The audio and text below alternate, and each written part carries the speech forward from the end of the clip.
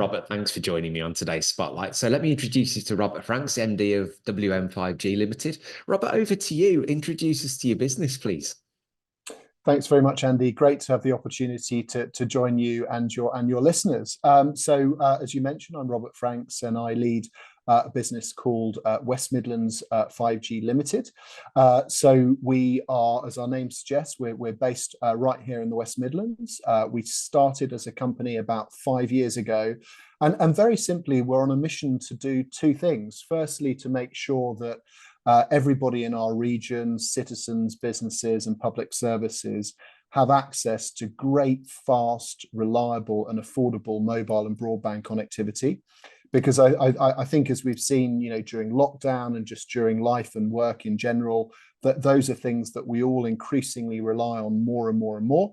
And secondly, to make sure that we get the benefits from those networks, whether they're 5G or fiber or other technologies, to do some really amazing things in terms of helping businesses grow, helping citizens, fulfill their potential, get jobs, do other important things, and also transform our public services. So we've been on a mission to do that for 5 years. We are wholly owned by the West Midlands Combined Authority, but we act essentially as an independent party between people like private sector companies, like, for example, mobile operators or broadband providers or others, and also people on the other side of the market, people like, for example, landlords who own buildings that mobile infrastructure needs to go on, or other parties as well. So that's broadly what we do. Great, thank you. Pretty clear. What would you say differentiates you from other people in your space then, Robert? Well, we really try and focus on two things. So firstly, a focus on outcomes. How can we deliver benefits from this technology? So, I'm really excited about the technology. I think we've all, probably many of us, have seen how smartphones have revolutionized our lives, along with 4G over the last sort of 15 or so years, all the things we take for granted then. And what really excites me about the sort of next phase that we're in at the moment, where we're sort of obviously continuing with things like smartphones and apps, but also moving into this world of data and AI and sensors, it is not the technology itself, but what we can do with the technology. And I guess if we look at some of the challenges and opportunities that we've got across the West Midlands and other places, I think the first thing that differentiates us is our commitment to work together with parties to achieve those outcomes. So just to give you a couple of examples of that, firstly, if I may. So the first is around business productivity. It's a challenge that many businesses face for all sorts of obvious reasons. And it's a challenge that if technology is implemented really well, along with process change and people change, we can deliver some really exciting results and effectively do more with less. And we've run lots of trials, for example, in manufacturing, which is a big sector where the West Midlands and parts of the Black Country have some amazing strengths and some amazing businesses. Firstly, in the aerospace sector, showing how things like, for example, tracking assets around a factory or doing quality control on things to make sure that really high value components are produced to the right standards and can be evidenced. And we're now doing a project with Jaguar Land Rover, actually one of the biggest automotive manufacturers, helping them on adopting some of this technology, again, to help them improve aspects of their own productivity, and in doing so, hopefully create even more jobs and even more business for the region. So there's some so for me, the first thing is a real focus on outcomes, not technology, but how can we use this to deliver the benefits that businesses, citizens, and public services want. Mm-hmm. And the second is independence. So we are not a technology provider. And we don't have any relationships, any commercial relationships with providers. Our job is to act as a trusted advisor to help organizations, if you like, on the demand side, like some of the organizations I was just talking about, get the right solution from the supply side. And a lot of what we do is not just advising on the solution, but sometimes we also project manage it as well, so that organizations that may not have some of the delivery expertise they need in-house can effectively have a trusted third party to do it. So just as one example of that, We did a project, for example, a couple of years ago with parts of the NHS in the Black Country, where we helped them to deploy sensors into lots of people's homes and use connectivity with the consent of those individuals, of course, to help them get better support and avoid readmissions into hospital. And it was an area where we managed that on behalf of colleagues in the NHS, so they could focus on what they do brilliantly around the clinical care and all of the support there. So those are really the two things we try and do: focus on outcomes and independence. Brilliant, thank you. So you're 5 years in. What about the next 5 years? What's the business going? That's a great question. Well, we sort of have three missions that I think are interrelated, but I'll talk about them separately first. So the first thing is I believe connectivity, digital connectivity, mobile and broadband has become a basic human right. And therefore, I think the first thing I'd really like us to achieve in the next 5 years, working in partnership with operators and others, is to make sure that everybody in the West Midlands has access to fast and reliable connectivity for both their personal use and also for business. And some of that kind of challenge is a challenge around getting the infrastructure out there. We have very, very good 5G coverage as a region, thanks in part to our work. In fact, the region has the best 5G coverage outside of London. We have very good broadband coverage, something like 95% of premises passed by so-called gigabit speed capable broadband. But nevertheless, there are still substantial parts of the West Midlands, and you'll experience this, Andy, as you're traveling around on business and other things where you can't get a connection, and that can sometimes be a real problem.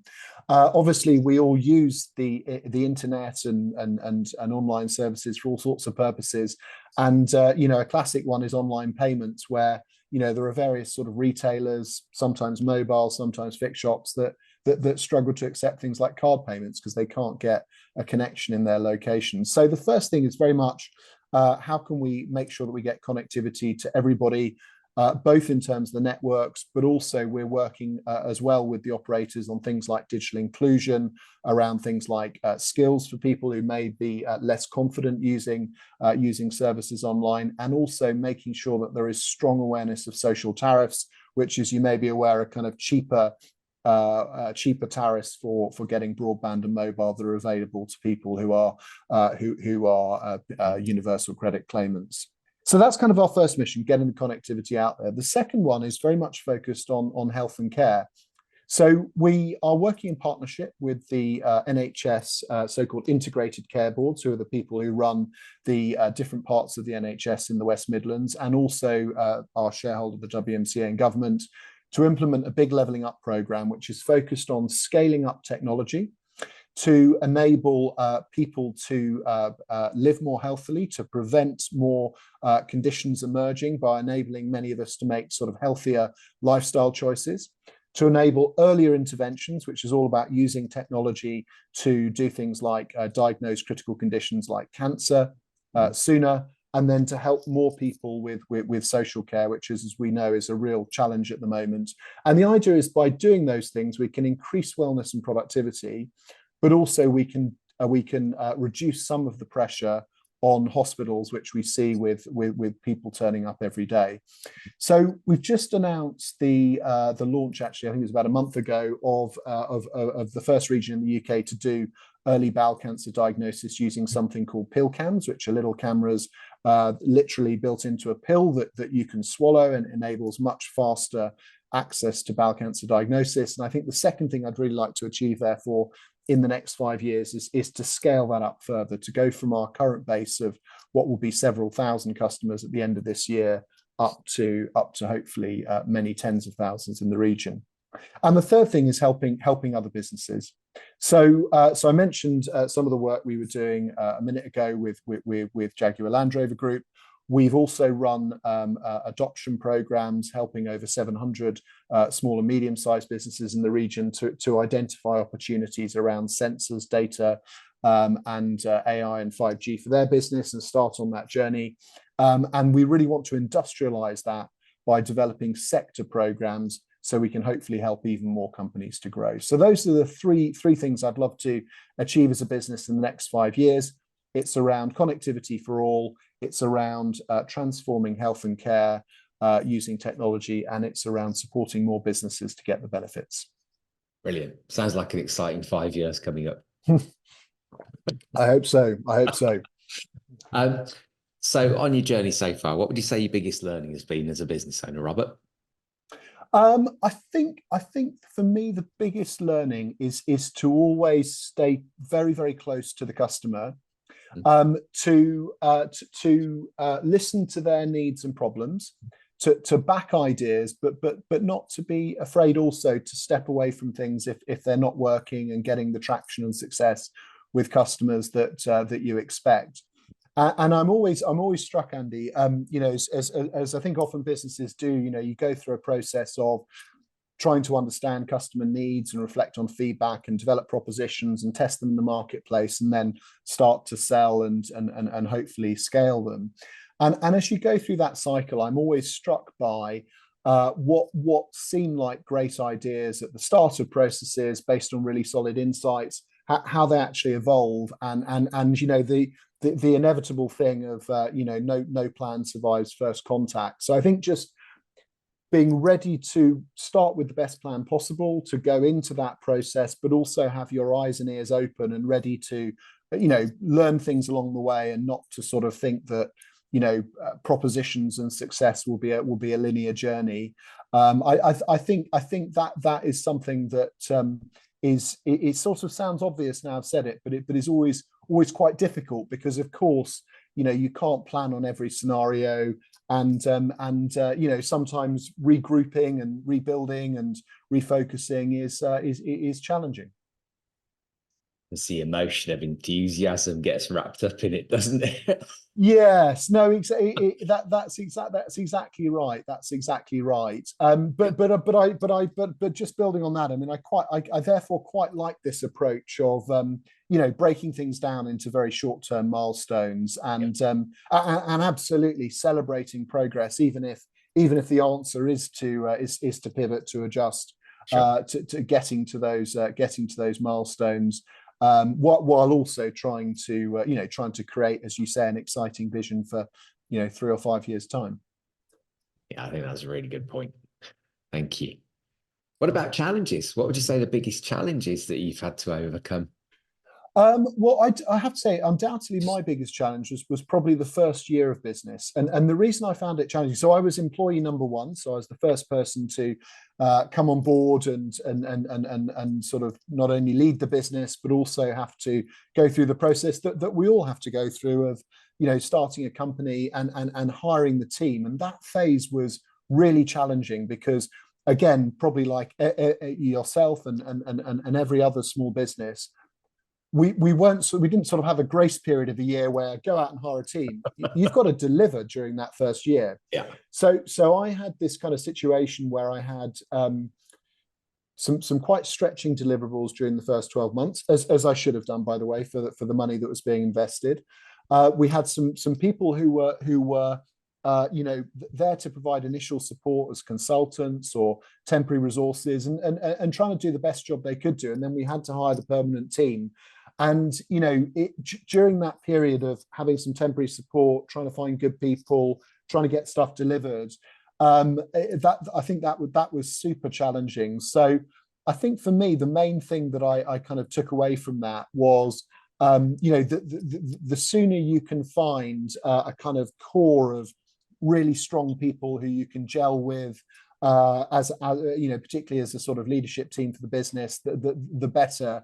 When you're having to sort of deliver things under pressure, but it's taking you 3 to 6 months to recruit people, there's people coming in who sometimes maybe don't have the same skin in the game as the people you need as permanent employees, and you're spending a lot of money on them because they're consultants.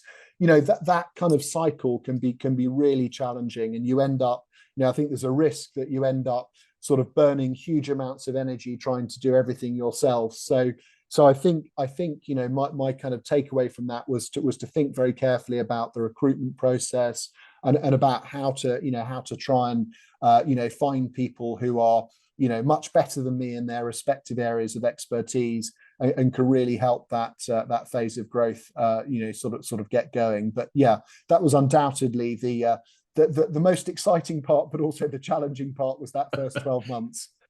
Yeah, it's interesting how they normally come hand in hand, isn't it? The most Mm, exciting, the most challenging, all at the same time.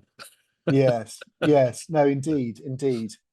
Um, with the benefit of today's wisdom, then, and with Mm. wisdom and knowledge, if you were sitting having a conversation with your 18-year-old self, what would you say to yourself?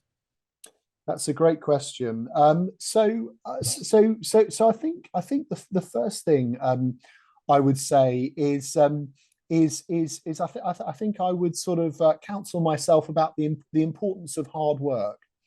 Uh, So it sort of sounds obvious, but this thing that Alex Ferguson talks about, hard work is a talent, is something that I really believe in. I think, if you can find something that you're passionate about, while it's important to avoid burnout, I think it is also really important to recognize that, being good at something takes a structured approach. It takes extra hours. It takes lots of practice, lots of trying, lots of listening to others, and lots of support. And I think having that discipline of hard work is incredibly important.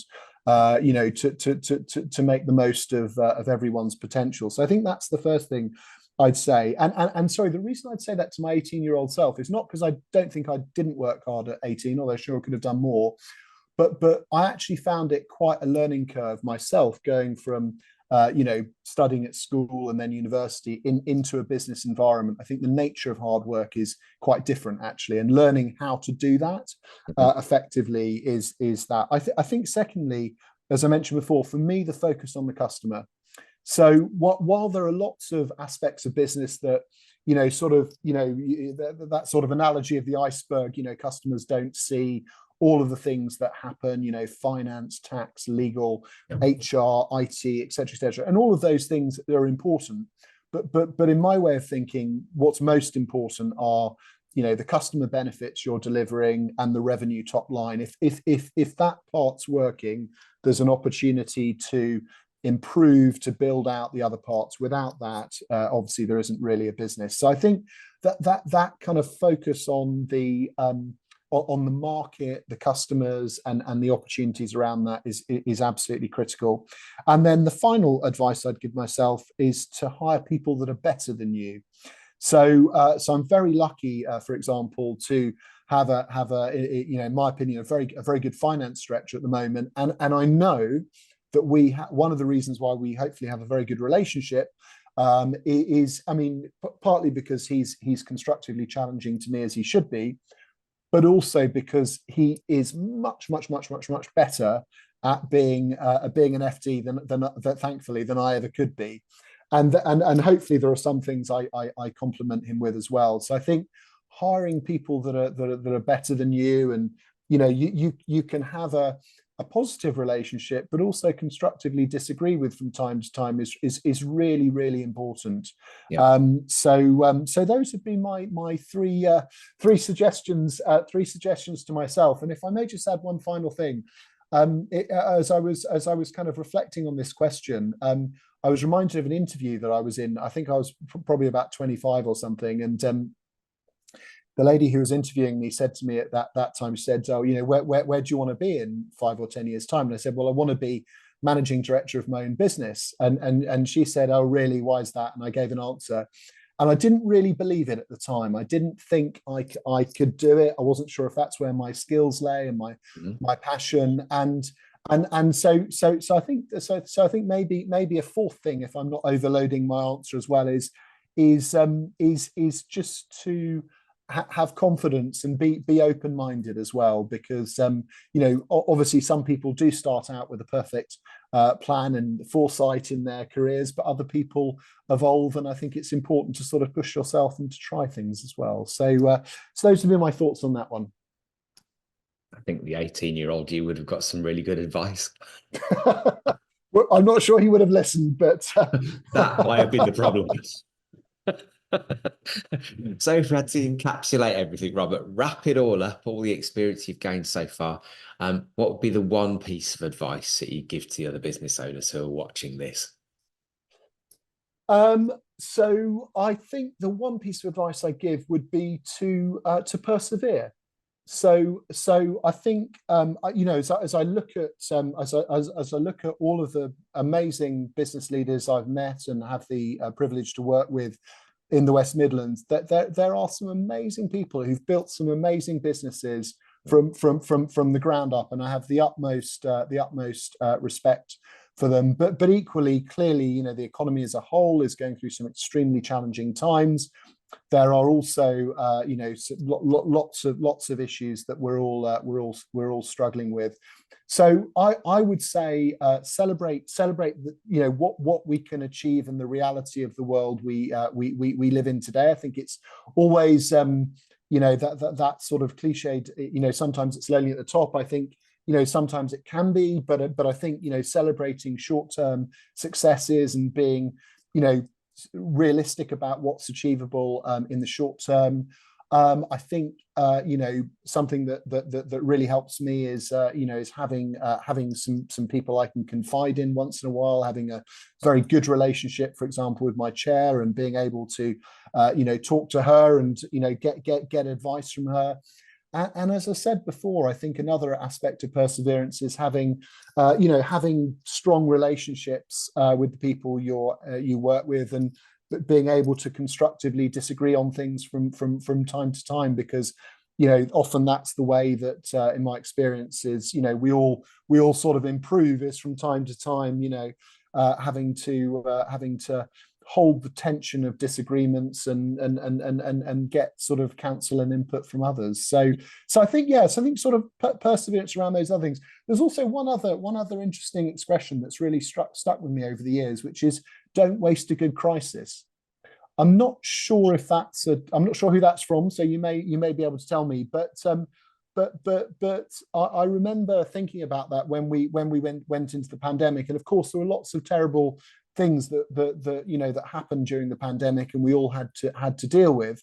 But I think with that mentality, there were also some opportunities, and for example, for us as a business, people like telecoms workers, for example, were regarded as essential workers, and there were opportunities to kind of support both the rollout of infrastructure and also some of the changes that have stuck a bit in terms of things like, for example, people working more flexibly, more remotely, those types of things as well. So I think, don't waste a good crisis is something that's also stuck with me. I would absolutely agree. Some brilliant insights there, Robert. Thank you. Thank you. So your website details will be sitting down below this video so everybody can find their way into you. What would you like to add around that in terms of best next steps or anything that you might want to draw people's attention to? Thank you. So please come and visit our website if your business is interested in enhancing connectivity or the application of connectivity.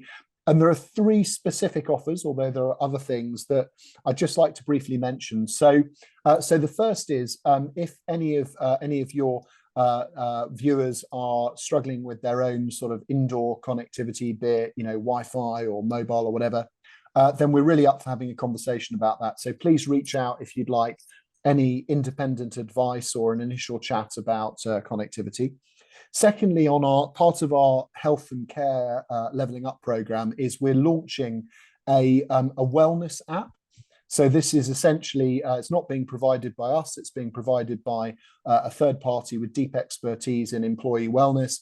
And it's something that we're looking to make available for free to thousands of employers across the West Midlands who may not have their own wellness program, but it's a way of supporting members of the staff with an independently proven clinical service to help people, do things like, for example, give up smoking or make other lifestyle choices that may hopefully improve their health.